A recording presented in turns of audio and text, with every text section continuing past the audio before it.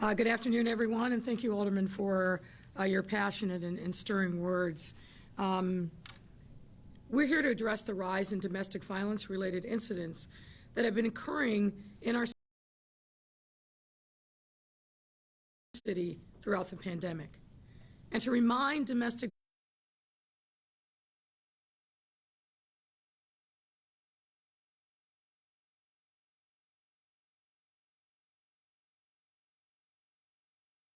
that we are here for them, that there is a way in which they can get out of their current circumstances. In addition to Alderman LaSpada, joining me here today is DFSS Commissioner Brandy Kanazi, CDPH's Director in the Office of Violence Prevention and Behavioral Health, Erica Davis, and our partners, the network, the Metropolitan Family Services and Heartland Alliance. Today is a day after Super Bowl. Typically, unfortunately, a day in which domestic violence hotlines report seeing an uptick in calls. Today is also Valentine's Day, a day that should be dedicated to celebrating the love that we have one with another.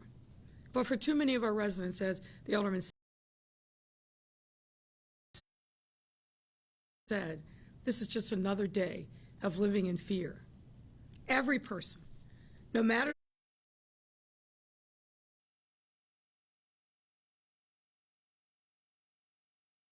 in their own homes. We've intentionally gathered here today so that our residents who are trapped in abusive relationships won't feel alone and are aware of the hotline and other services designed to help them get themselves out of these difficult circumstances with the assistance of a network of care. Addressing violence in our city, in all of its manifestations, is my priority.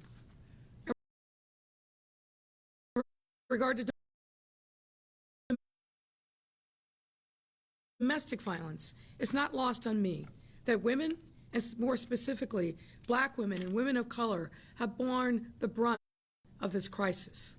More often than not, acts of gender-based violence are both spurred and deepened by existing systemic inequities, including disinvestment, poverty, a chronic lack of services, and more. And during the COVID-19 pandemic, many of our systems simply frayed and fragmented, leading to an increase in community violence and gender-based violence. Not only in our city, sadly, but also across the entire country, and particularly in low-income communities of color. To demonstrate how sharply domestic violence rose as a result of the pandemic, let me share with you a few data points. On average, the Chicago Police Department receives over 230,000 calls for help each year. That's a staggering number. The Illinois Domestic Violence Hotline, operated by the network and partially funded by DFSS, saw a 16% increase in call volume from 2019 to 2020. And similarly saw 2020 as a 96% increase in domestic violence homicides over 2019. Though calls and homicides seem to be trending backwards towards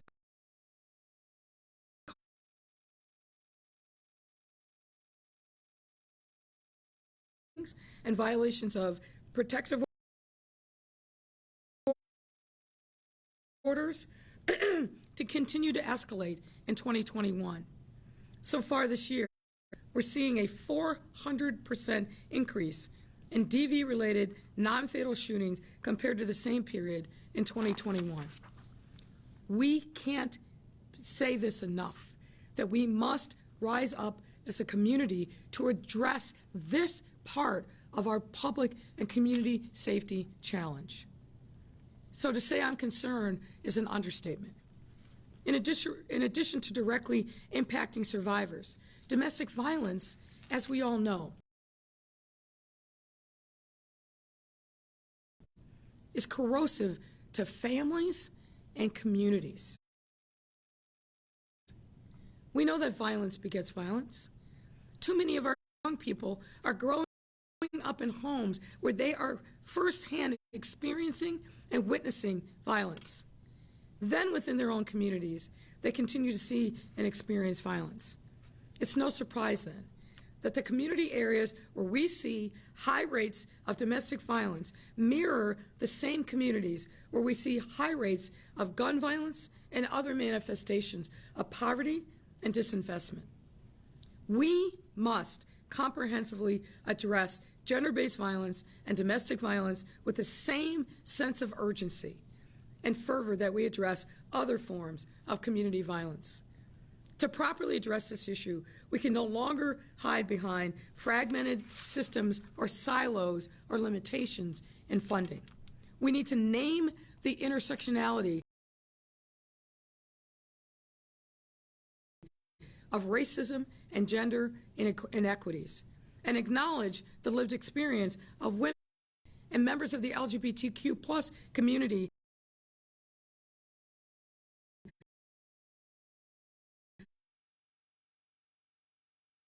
who are also experience high rates of domestic violence.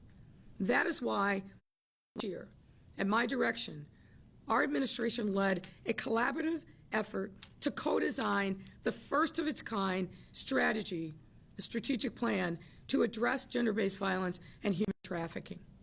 This work began with the launch of the Gender-Based Violence Advisory Council, who led a robust and inclusive community engagement process.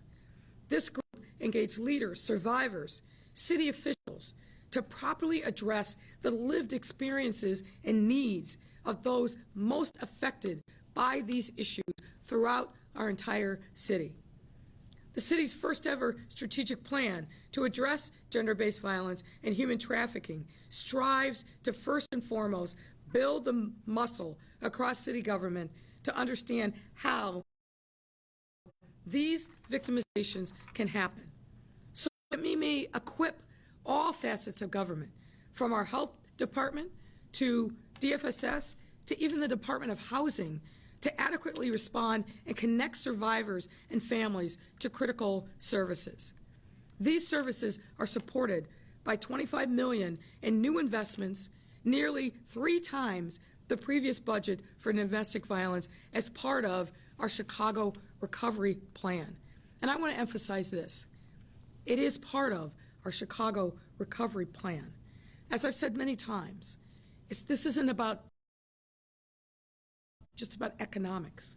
It's about making sure that we understand the pain and the problems and the struggles that people are experiencing in their communities every single day. Because if we don't do that, we cannot fully and adequately recover from all the pandemic-induced challenges that we've seen in our community.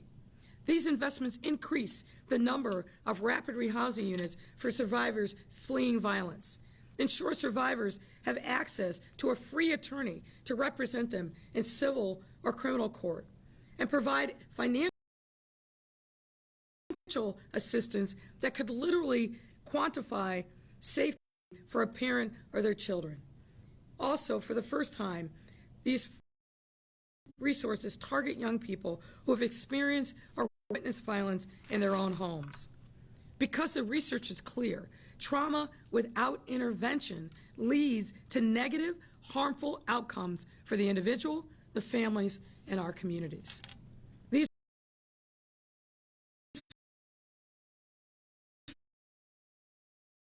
funds are these funds are a sign of our commitment to addressing this issue head on. And I'm proud of the collaborative efforts that have created these supports.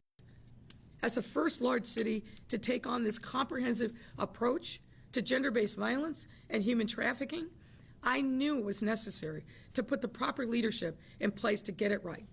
And that's why we now have a director of gender-based violence strategy and policy in our office, Darcy Flynn, who consults with us every single day, provides support to the police department and all of our agencies who themselves are struggling with this issue, but also working hard to be diligent in delivering services to those in need. And thank you, Darcy, for all of your diligent work.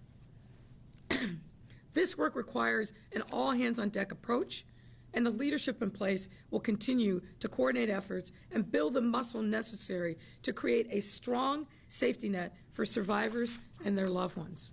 And as we continue providing direct services, we're also making investments that address the root causes of violence in our community.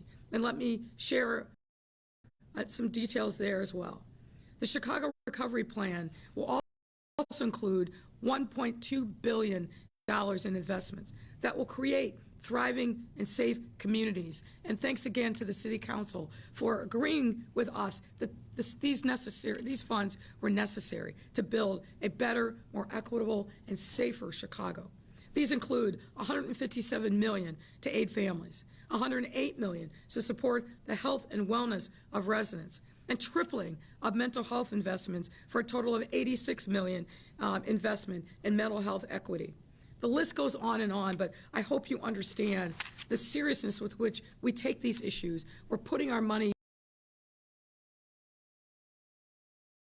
where our mouth is, but particularly we are walking our values every single day to make sure that we address these issues. And before I close, I want to echo the call of advocates who are here today and others fighting this fight, who are asking for more funds from all levels of government to be allocated to these life-saving services. I also want to applaud the Federal Senate Judiciary Committee for finally introducing bipartisan legislation to reauthorize the Violence Against Women's Act that will make a huge difference in our efforts here locally.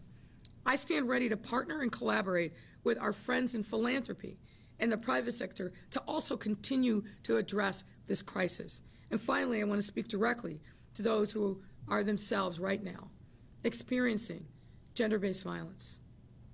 It doesn't matter your background, your education, your income, or your race. Sure. I want you to understand that there is help at the ready for you. Please call the Illinois Domestic Violence Hotline at 1-877-863-6338. And let me repeat that. This is the Illinois Domestic Violence Hotline, 1-877-863-6338. Don't go through this alone. It's hard, it's challenging, but reach out. There's somebody on the other end of that phone that wants to help you, that wants to support you, that understands what your pain is and how afraid you are. Two representatives that are here that also are part of this fight, and that's Chief Nieves Navales, who is here from the Chicago Police Department. The police department also has to be an important partner in this work, and I think they understand that, and Chief Navales and his team are working diligently. We can't be in this fight alone if a critical partner who comes into contact on a daily basis with people in need doesn't understand, hasn't gone through the training, and they have and are committed. So thank you, Chief Navales. I also want to recognize Andrea Kirsten from COPA, who's housed also in this building. Many times when they get a call for help, it's a call about a range of different issues, and so COPA's role in this fight is equally important. So thank you so much, both of you, for being here, but importantly, for your commitment. And with that, I will call up Commissioner Brandy Kanazi of DSS, who plays such a critical role, personally cares about these issues, but her team is united in making sure that we rise up to meet the challenge of this increase in cases with sympathy, with support, and making sure that we're doing everything we can to help victims and survivors. Commissioner?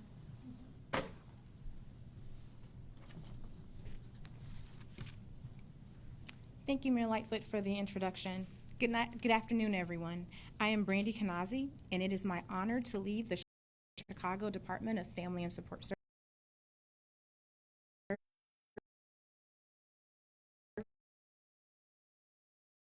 Services as Commissioner.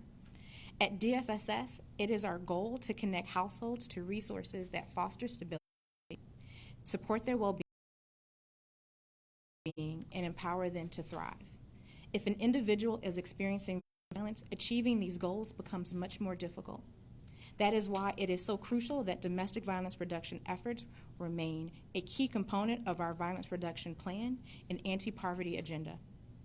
We remain deeply committed to working with Mayor Lightfoot and the city in developing a whole-of-government approach to address this issue. DFSS's Division on Domestic Violence leads a multi-layered response to intimate partner violence. And now, for the first time, we have expanded that work to gender-based violence services. We fund a network of services providers that engage survivors and provide trauma-informed, culturally competent supports to help them end the cycle of violence. One of those partnerships involves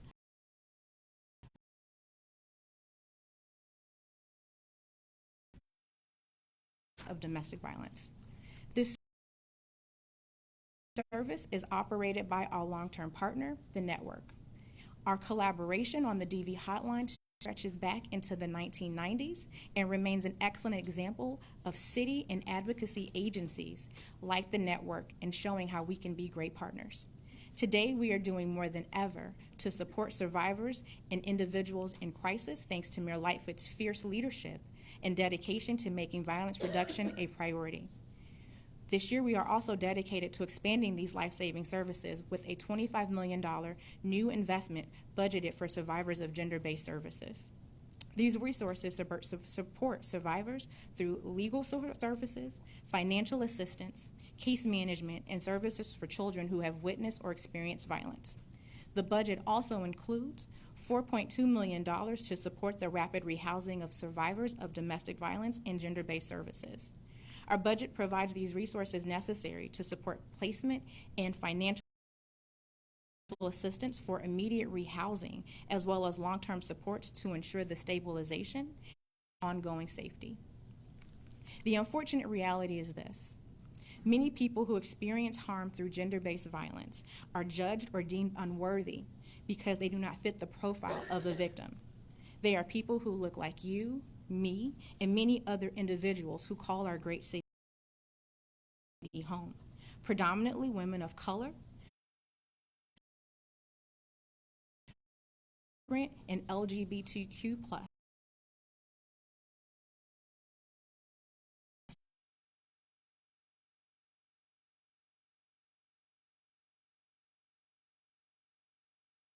Lifetime. Recognizing this crisis in its totality and understanding the facts and knowing what to look for are critical elements as we confront this crisis head on. We will not stop working with service providers, city officials, and community members, as well as other stakeholders to frame this complex and far-reaching conversation with an equity lens and address the crisis head on. Today and every day moving forward, we must recommit ourselves to our shared mission of protecting the well-being of each and every individual in this city. Thank you, Mayor Lightfoot, Alderman Laspada, and all of our city agencies and service providers for your dedication. I would like now to introduce Amanda Pyron, Executive Director for the network.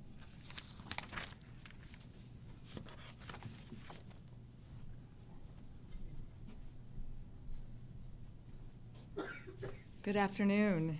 Many thanks to Mayor Lightfoot for holding this press conference to raise awareness about the critical issue of gender-based violence. And many thanks to DFSS Commissioner Brandy Kanazi for hosting this in her wonderful building and for many years of sustained partnership. You and your team provide excellent leadership, and we're very, very grateful for all the work that you've done over the past 2 years and over the past 20 years to get us to this point. As noted, I'm Amanda Pyron, the Executive Director of the Network Advocating Against Domestic Violence. And it can't be stated enough that we're the organization that has been lucky enough to partner with DFSS to operate the Illinois Domestic Violence Hotline. We applaud Mayor Lightfoot for investing $25 million in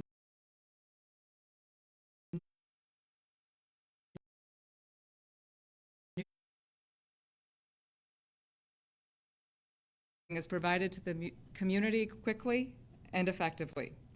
This investment in community-based supports is greatly needed. To date, as the mayor noted, domestic violence shootings have risen by 400%, with domestic violence homicides twice that of this time last year. In 2021, 83% of domestic violence shooting victims and 86% of domestic violence homicide victims were Black, with a record number of domestic violence shooting victims under the age of 18.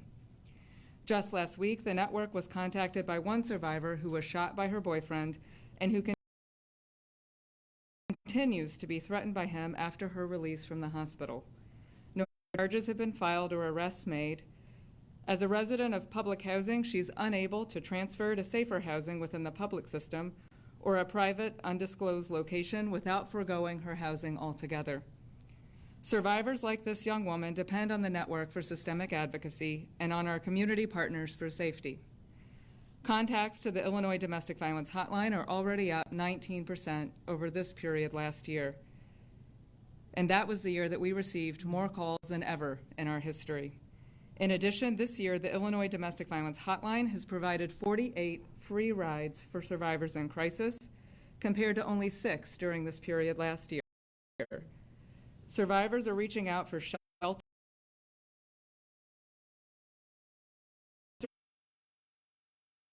ones. And we know the need for community-based support is growing. One of our member service providers has a 5-month wait for counseling services, leading a recently referred survivor to receive services in Joliet since no counseling services were available in Chicago. Requests for legal services were up 125% last year, with survivors seeking support for orders of protection and other legal remedies. We look forward to the city announcing an open call for funding for additional legal services for survivors of gender-based violence in the coming weeks. We also look forward to additional investments in housing and continued refinement of the process through which survivors can obtain safe housing, as shelter beds have been full every day this year. And we're grateful that the team at DFSS, many of whom are in attendance, have taken that challenge on and are anxious to see the results. Our Illinois Domestic Violence Hotline staff answer calls, texts, and chat 24 hours a day. And I never travel anywhere alone. I'm so grateful that they're here today to support this effort. We answer these calls and texts and chats in English and Spanish, with a language line available for those contacting in other languages. Individuals can call with questions for safety planning and support or referrals to services. This includes people who are causing harm. We answer those calls as well, and you'll hear more about services for them in just a few minutes. People can call more than once, and we know it takes an average of 7 tries before a survivor leaves an abusive relationship for good. We encourage all of those in need to listen to the mayor, as good residents do, and call the Illinois Domestic Violence Hotline for support, for services, and for safety planning. 1-877-863-6338. One of the many joys of the past few years is watching the city of Chicago take a public health approach to domestic violence, in addition to the one city approach. So I'm very happy to introduce Erica Davis from the Chicago Department of Public Health to talk more about that now. Erica?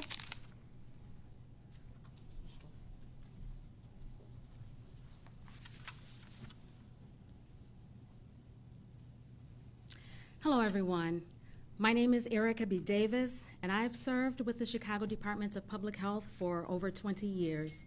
I'm so pleased to promote this initiative that aims to reduce violence through holistic healing and trauma-informed care. The Chicago Department of Public Health's mission is to promote and improve health by engaging residents, communities, and partners in establishing and implementing policies and services that prioritize residents and communities with the greatest need. Our work is guided by our Community Health Improvement Plan, Healthy Chicago 2025, which focuses on racial and health equity. It seeks to close the 8+ year gap in life expectancy between white and Black residents. We were pleased to work closely with the Mayor's Office of Violence Reduction to release in 2021 this RFP, Expanding Services for People Who Cause Harm. It aligns with our focus on Healthy Chicago 2025's guiding principle of elevating trauma-informed practices and public health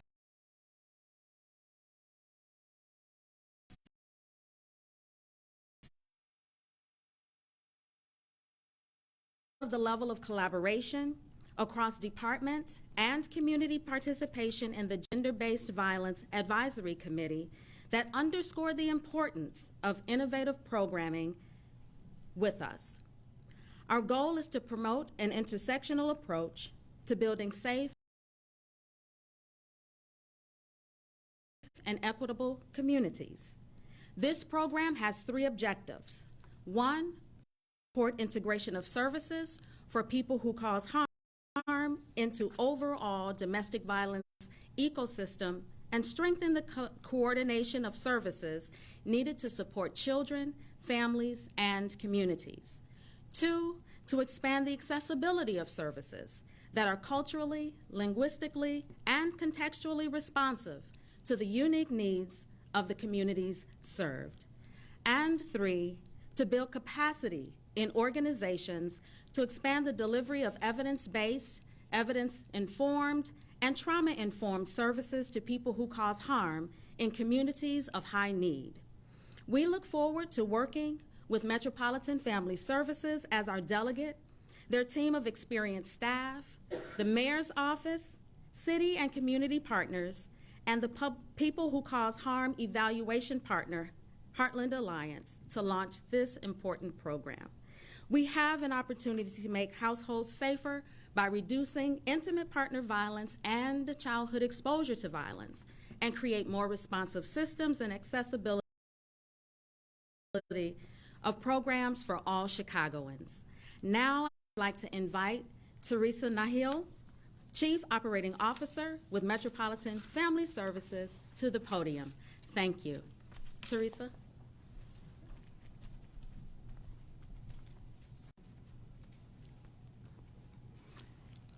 Good afternoon. My name is Teresa Nihil, and as Erica said, I'm the Chief Operating Officer for Metropolitan Family Services. It's an honor to be here today with Mayor Lightfoot, Alderman LaSpada, Commissioner Kanazi, Amanda, Erica, and all of the rest of you. I know it's already been talked about that today's Valentine's Day. It's a little ironic that we are here today. Many of the victims of intimate partner violence and gender-based violence, and many of the persons who cause this harm, have never known the Hallmark movie version of love. In fact, what they've known is trauma and pain and disappointment and hopelessness. Metropolitan Family Services is excited and proud to partner with the Mayor's Office, Chicago Department of Public Health, the Network, and Heartland Alliance, among others, to create and provide an innovative approach to serving not only the victims and children impacted by domestic violence, but also the persons who cause the harm, the perpetrators of the domestic violence. We know that intimate partner violence is increasing. You've heard from all of the speakers before me. We know that the pandemic has contributed to some of this, the stress of being quarantined, of losing jobs, the feeling of hopelessness and helplessness have, among other things, contributed to this rise. It's also contributed to the rise in the street violence. Since the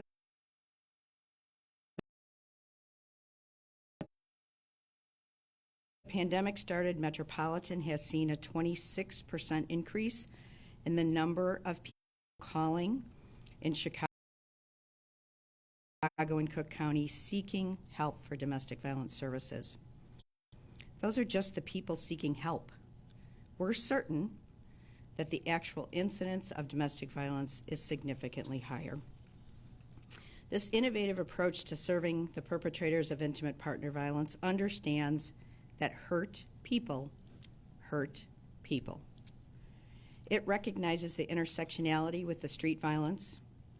According to Vaughn Bryant, who's the Executive Director of Communities Partnering for Peace, a collaborative effort with the Mayor's Office, the Department of Public Health, and many others to interrupt the street violence and address its underlying causes. He says, in the community violence field, we have long known that intimate partner conflict, even if it doesn't rise to the level of domestic violence, can lead to community violence. In a Bloomberg study, which was cited in the Mayor's strategic plan, of 749 mass shootings, found that 60% of them were perpetrated by men with a recorded history of domestic violence. Now, I want you to hear what I said, recorded history. Since we know that domestic violence is significantly underreported, the percentage is likely even higher. In Mayor Lightfoot's citywide strategic plan to address gender-based violence and human trafficking, Erica talked about the goals. One of those is to develop the citywide ecosystem that adequately prevents and responds and intervenes to address gender-based violence in a trauma-informed and culturally specific way. The new collaborative approach that Mayor Lightfoot and the Department of Public Health envisioned will work with us and many others to implement its different than usual services for the persons who cause harm. The typical services for those persons are often they're arrested, they're court-ordered, they go to a service. While those services have their place in this ecosystem, we're trying to create other services because there are many barriers for the perpetrators and the victims to actually make use of the services. This new approach will be led by Metropolitan's Oswaldo Caballero. He's a licensed clinical social worker with many years of experience in serving the persons who cause harm and their victims. This new approach will seek to change the narrative about those who cause harm. After reviewing much literature about non-traditional programs, Metropolitan is building a curriculum that will help folks understand the impact of trauma on all of us, how it shows up in our families and individuals and communities. We will think together about how society's teachings about gender impact men and women and how causing harm can be a part of this. It will address the societal messages about what it means to be a man and what happens when one doesn't fit those stereotypes. This curriculum will help persons who cause harm to understand violence in their community and homes, and it will lay the groundwork for the healing process. The program will start on March 1st with community education sessions, public service announcements, and outreach through the natural community systems, such as faith-based institutions, street outreach organization, job training providers, schools, and many others. It will focus initially on the communities of South Chicago, Englewood, West Englewood, and Chicago Lawn, with the hope that if we do this right, we can expand this across the city. We want to reach the perpetrators who often fall through the cracks. We won't be calling the police. We want to build a safe and trusting space for these persons to learn, to heal, and to make amends. We will do this all in the context of keeping the victims of this interpersonal violence safe. There will be individual clinical support, community-based healing circles, connection to a variety of wraparound services for both the perpetrator and the victims and children. We recognize that this will be a very new approach. It's going to be really hard. We will be learning and evaluating throughout the process.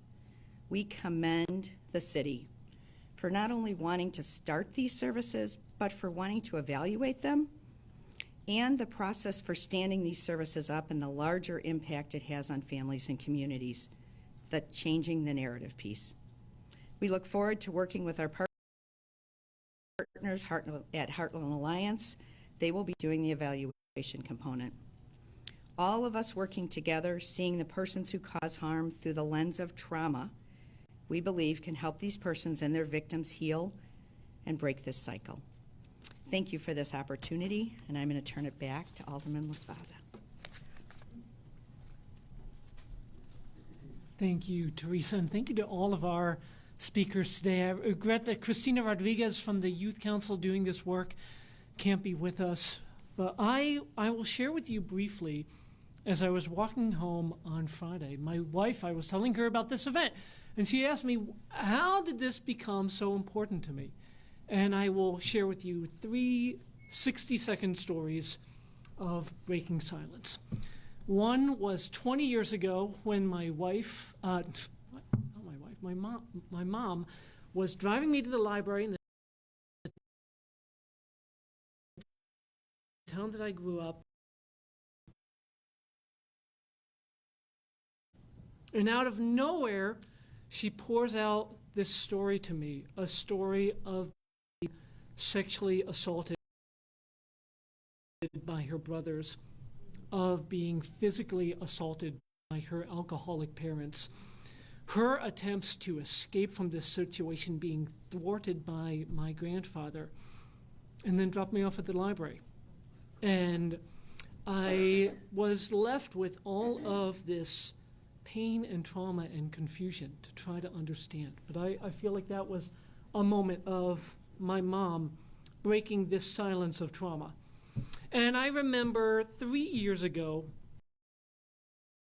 being here with you, Mayor, and you, Commissioner, in this building, visiting the network and the hotline downstairs, and being told that you were the first mayor to visit the hotline, to see that work, to speak to their youth. And my goodness, what a silence you broke that day of previous administrations.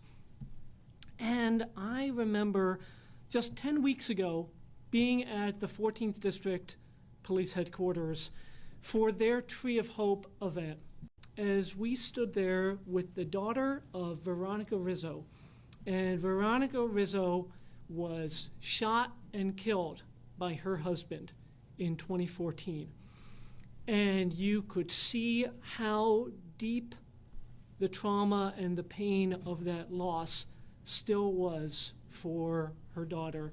And I remember we talked about that as a tree of hope, this purple lit up tree, but it felt like a tree of grief and of mourning for all of us there.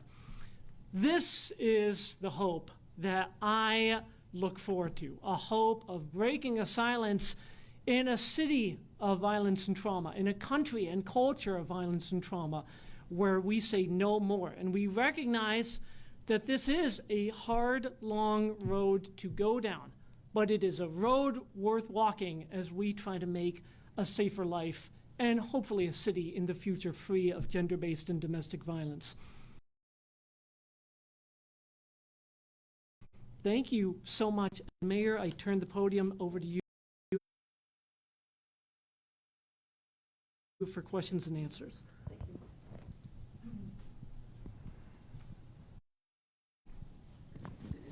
And thank you, Alderman LaSpaza, for sharing your own personal experience and why this issue is so important to you. Cesar? Thanks a lot, Mayor. Appreciate that. Members of the media, Alejandra and I will pass down the mic for the Q&A. 2 questions per reporters. Please keep your mask on while asking the question. Alejandra, we'll start off with Mr. Delamore. Go ahead. Oh, okay.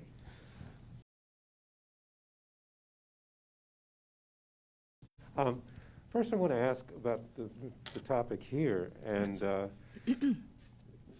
Ms. Pyron talked about the wait for some services, for some providers.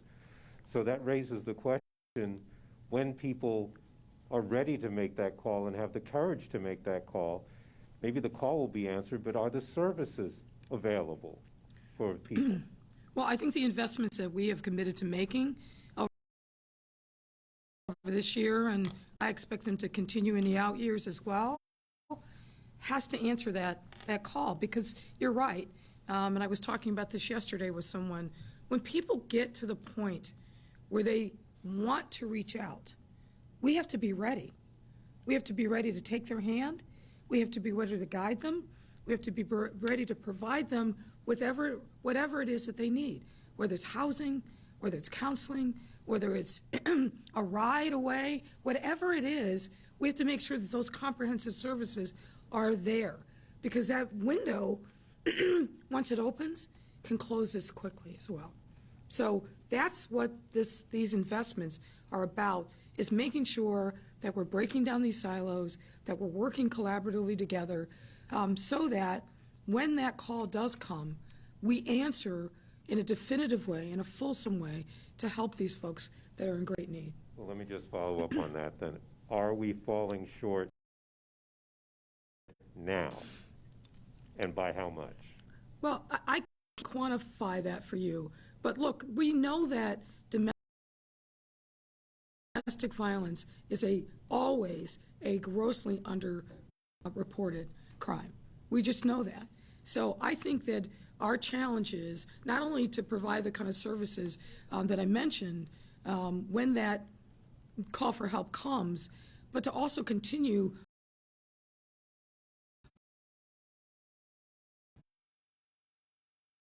our education amongst ourselves, providers, so that we see a problem, we know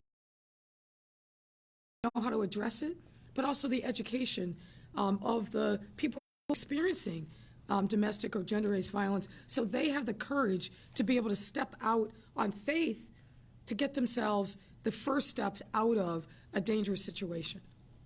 Heather Sharon, WTTW. Hi, Mayor. Hi there. An off-topic question for you.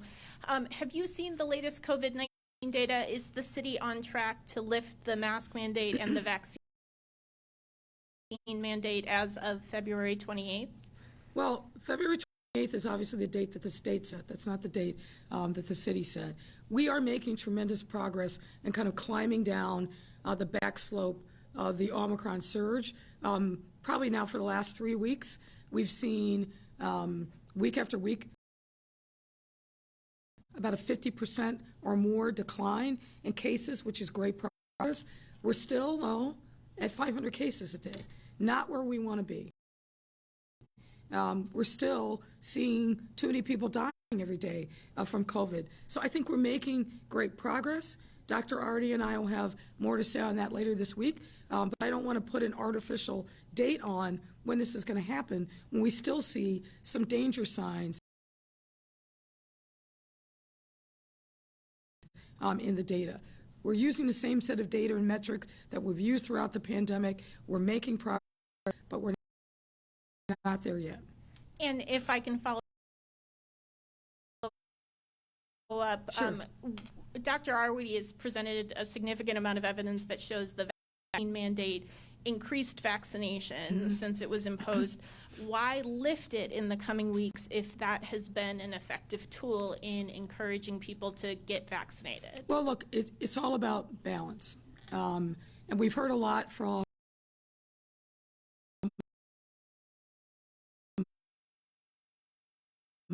the folks who are most affected, particularly those businesses, about what their challenges are in enforcing the vaccine mandate, but also the impact on their businesses. But again, we're always going to be guided by the science and the data, and that's why I said I don't want to put an artificial date on it. We're trending in the right direction. We have some expectations about what we may be able to do if we keep moving in the right direction, but we're not there yet. Thanks, Mayor. Amy Jacobson, 560.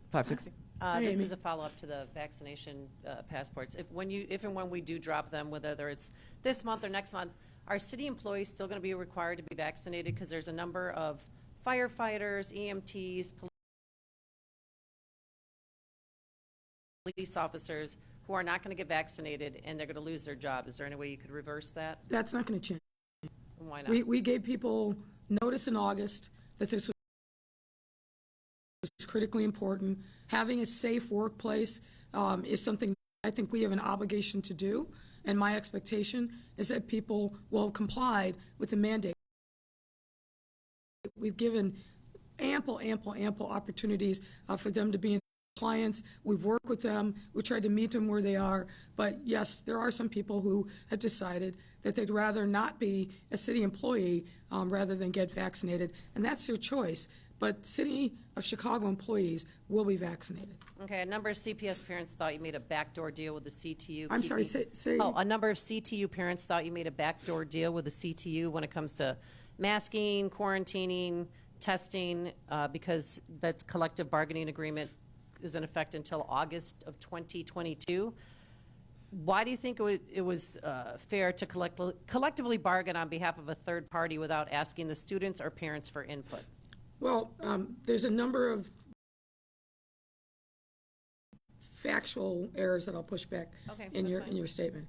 Number one, we always engage with parents and students, always, and we've done that throughout the pandemic, and I think we've gotten a lot better about it. And one of the things that I'm most pleased to see arising through this pandemic is a heightened level of parent engagement. Not only just CPS with parents, but parents who are advocating on behalf of themselves and their students. And I don't think we've seen this level of parent activism really in recent times in our city. So they are not, and rightfully so, quiet about what they want to get done and get accomplished. So the notion that somehow we did this in a backroom deal without them being involved, that's just not correct and really, I think, belies the facts.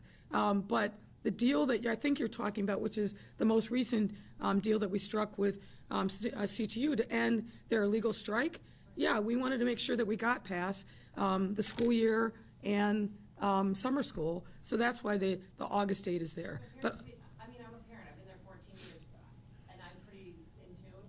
We didn't get any information about that until it was revealed after the Thomas DeVore lawsuit. Well, what I can tell you is what I know when I observed myself is that there was a level of engagement with parents around these issues, and parents were not silent. My inbox was flooded with emails and letters from parents about what they wanted to see happen. There were parent organizations that were on social media advocating for a range of different things. So I'm not sure why you didn't get a letter. I know you're a CPS parent, but we certainly were doing everything that we could to listen and to engage and make sure that ultimately what we were doing fundamentally was in the best interest of parents and students. Jewel from WGN. Hi, Mayor. Good afternoon. Hi there. How are you? Hi. So I know that the city is involved in the 40 acres fresh market coming to the west side, but I wanted to ask specifically, is there anything in the immediate future that the city is doing to help residents in West Garfield Park who lost the Save-A-Lot several weeks ago? Yeah, I'm hearing about this loss. Look, you know as well as I do that unfortunately there are way too many food deserts all across our city. That's why we now have somebody in the mayor's office with the support of the Greater Chicago Food Depository who focuses on food instability across our city. But fundamentally what we need to do, and I'm in conversation on a regular basis with grocery stores, is we need to get new grocery store options in areas of the city, West Garfield Park being one of them, Alkel Gardens being another. Just had a conversation about that recently. We have too many areas where you don't have access to a full-service grocery store, so people get access to food that they need. And we've got to do everything we can to whittle that away, and we're working diligently on it. It's a big priority for us. Coming out of the pandemic, we saw in community after community, the biggest issue was not the virus, but food instability. That's what led to us standing up a full-time person in the mayor's office who's been now on the job for some time to make sure that we're coordinating our efforts across the city, that we understand where the gaps are, and then help me, frankly, apply the pressure to the grocery stores to say, you got to step up. We're not going to keep allowing, and I just had this conversation with a company in the last 10 days, we're not going to keep allowing people to go to the lucrative market on the north side and then they ignore other parts of the city that are desperately in need of good,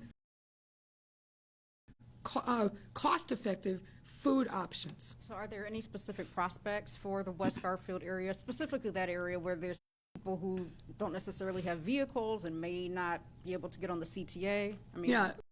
Look, I don't want to get ahead of our negotiations, but the other thing I'll say is, particularly those who have SNAP benefits, because of the work that we did through the pandemic, now you can use your SNAP benefits to actually order groceries online, and that's new within the last 18 months. But we continue to work with all the stakeholders in West Garfield Park. I'm in that area personally, probably about once a week. That there's a great need for a grocery store there, and we're working on it. All right, thanks a lot, Mayor. It's a wrap. Appreciate it. Thank you.